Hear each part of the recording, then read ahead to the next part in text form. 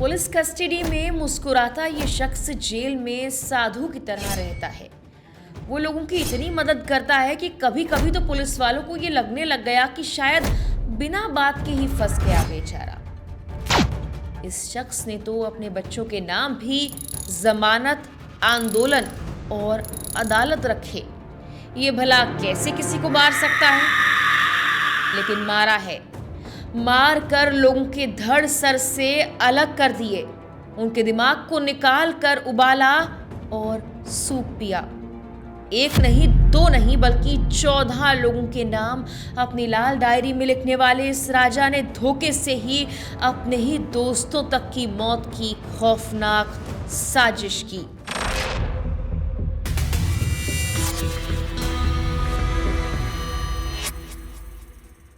नमस्कार, मेरा नाम है मेघना सचदेवा। जुर्मोस्कोप के इस एपिसोड में बात करेंगे खोपड़ी भूनकर खाने वाले नरभक्षी राजा कोलंदर की। इसके जुर्म के किस्से इतने हैं कि पहले इससे सजा काट रहे कोलंदर को 25 साल पुराने एक डबल मर्डर के मामले में हाल ही में एक और सजा हुई है। ये कहानी शुरू होती है साल 2000 में, जब एक लापता पत्रकार की तलाश शुरू होती है। उस वक्त के इलाहाबाद में काम करने वाले एक युवा पत्रकार धीरेंद्र अपने गांव बसेरा के लिए निकलते हैं। लेकिन जब 1 या 2 दिन बाद जब ना तो वो अपने घर पहुंचता है और ना ही वापस काम पर, तो उसके लापता होने की रिपोर्ट दर्ज करवाई जाती है। धीरेंद्र की तलाश के दौरान पुलिस को उसकी कॉल डिटेल्स मिलती हैं। उसमें एक नंबर बसेरा गाँव की फूलन देवी के घर का होता है। पुलिस उस पर कॉल करती है और वहाँ का पता लेती है। लेकिन जब ये बात लापता धीरेंद्र के घर वालों को पता लगती है कि उसने आखिरी फ़ोन किसे किया था, तो वो समझ जाते हैं कुछ तो बहुत बुरा हुआ है।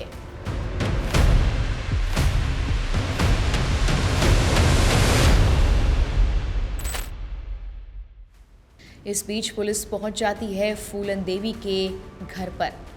फूलन देवी का परिवार जिस जाति से आता है, उस वक्त उनके पास एक मोटरसाइकिल होना भी बड़ी बात मानी जाती थी। लेकिन फूलन देवी के पति के पास तो हरे रंग की चमचमाती टाटा सुमो थी और इसीलिए ही लोगों को लगता था कि ये परिवार कुछ तो इलीगल काम ज़रूर करता है। अब पुलिस वहाँ पहुँची तो वहाँ टाटा सुमो में घर का मुखिया राजा कोलंदर आया और साथ में उसका भतीजा वक्षराज भी था। पुलिस ने दोनों से कहा कि भाई, तुम्हारे घर से धीरेंद्र को आखिरी फ़ोन गया है, वो आखिर कहाँ है? तो कोलंदर ने कुछ नहीं बोला, लेकिन वक्षराज अपने जूते छिपाने की कोशिश में लग गया। पुलिस ने पूछा कि ये जूते कहाँ से लाए हो? तो बोला कि सस्ते में मिल गए इसीलिए खरीद लिए। अब पुलिस का शक बढ़ गया क्योंकि ये जूते तो ब्रांडेड थे, काफ़ी महंगे थे। पुलिस ने वक्षराज से फिर पूछा। वो टूट गया और कहा कि हाँ, हमने ही फ़ोन किया था और धीरेंद्र को हमने मार दिया है। ये जूते धीरेंद्र के ही थे।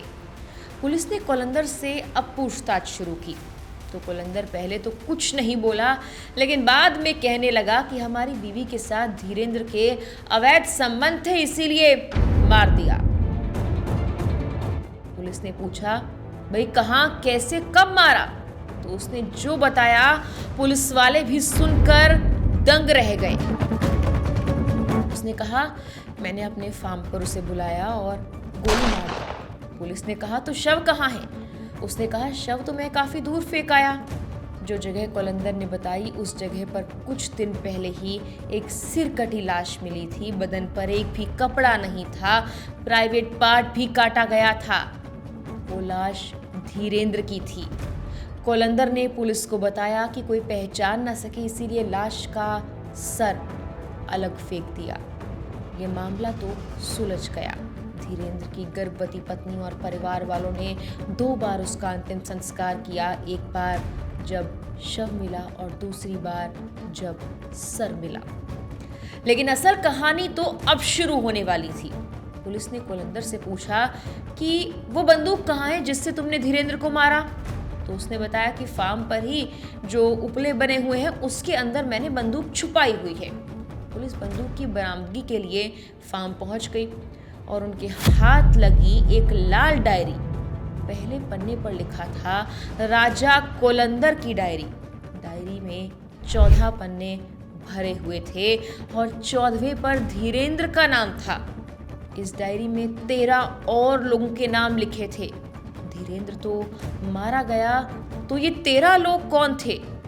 कोलंदर ने इनके साथ आखिर क्या किया था? और तब पूछताछ में कोलंदर ने जो कुछ कबूला वो उसकी मुस्कान के पीछे छुपे नरभक्षी को उजागर करने के लिए काफी थी। दरअसल कोलंदर नैनी केंद्रीय आयुध भंडार चिड़की में काम करता था। वहां उसका एक दोस्त था जो एक बार लापता हो गया। उसे ढूंढने में कोलंदर ने उसके परिवार की काफी मदद की, लेकिन वो नहीं मिला।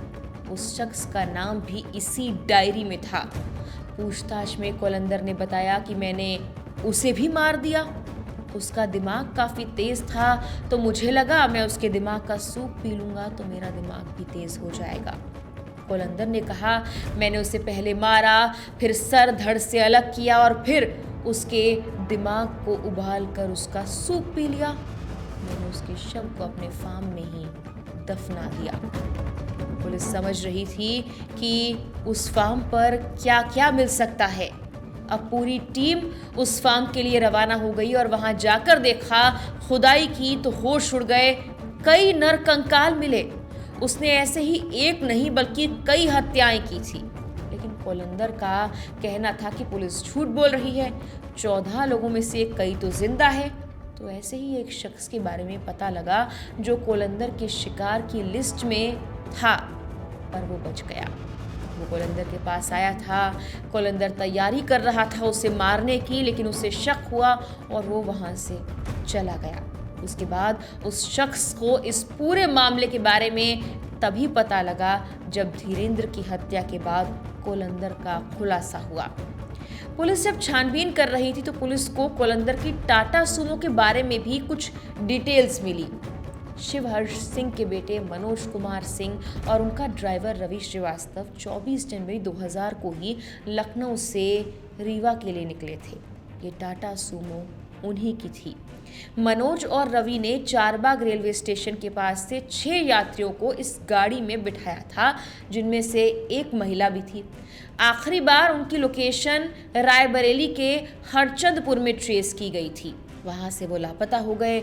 गाड़ी नहीं मिली। 3 दिन तक उनका कोई अता पता नहीं लग पाया, तो थाने में गुमशुदगी की रिपोर्ट दर्ज करवाई गई। मनोज और रवि की अब पुलिस ने खोज शुरू की। दोनों का कहीं पता नहीं लग पा रहा था। बाद में दोनों के शत विशत शव प्रयागराज के ही शंकरगढ़ के जंगलों से बरामद कर लिए गए। इसी मामले पर पत्रकार धीरेंद्र भी रिपोर्ट कर रहे थे।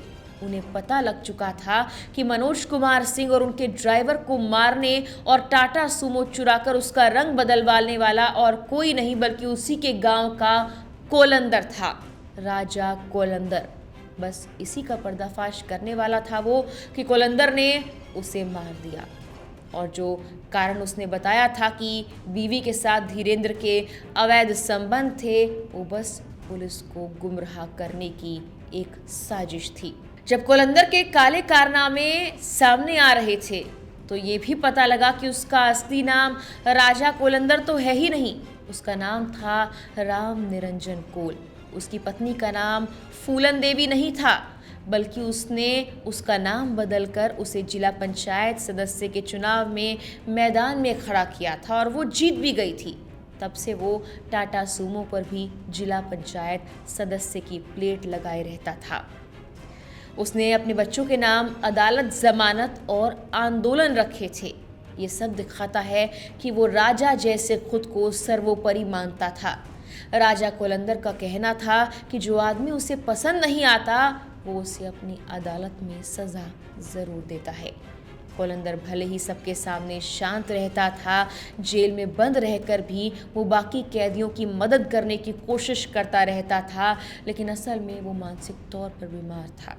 उसकी सोच थी कि वो कानून है और वो ही न्याय।